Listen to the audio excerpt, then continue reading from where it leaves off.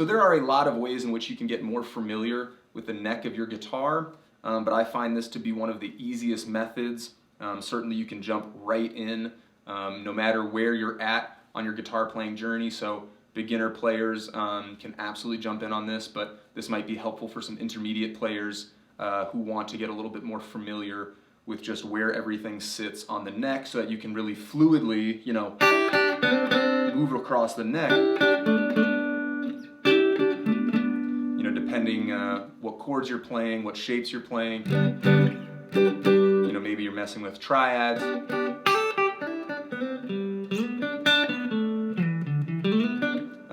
You're laying down a solo, you're doing some melody stuff, some harmonizing, whatever it might be. It's helpful to be aware of where everything sits, because depending on where you move shapes and flavors and licks and phrases, yada yada yada, it's going to have a different outcome as far as how it sounds.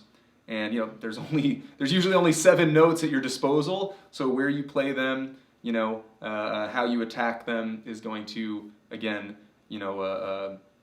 affect the outcome of your playing. So anyways, this is going to be based on a really simple major scale. I'm going to use C major because, for those of you who aren't aware, C major has no sharps or flats. It is simply C, D, E, F, G, A, B, back to C. And all we're going to do, it really just takes 5 to 10 minutes depending on how slow or fast you feel you need to go.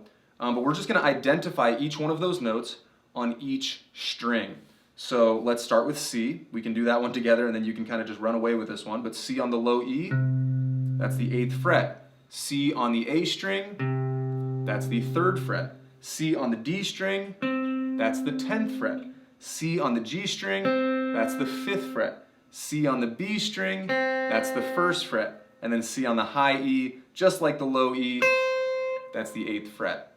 And you just go from there, then you go to D, then you go to E, and then you go to F, G, etc., until you're done with the scale. Now, I like to go up and back down. Remember, you want to reinforce this information, so it's also helpful to say C as you play it.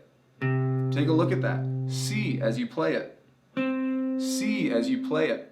And, when you're in that key, when you're soloing, really in any key because you're going to go through the scale, you might be more comfortable with identifying shapes and regions on the neck that will work with your your song or your jam in that moment, because you will start filling out, as you get more familiar with playing the guitar, you'll start filling out different chords, different ways to play.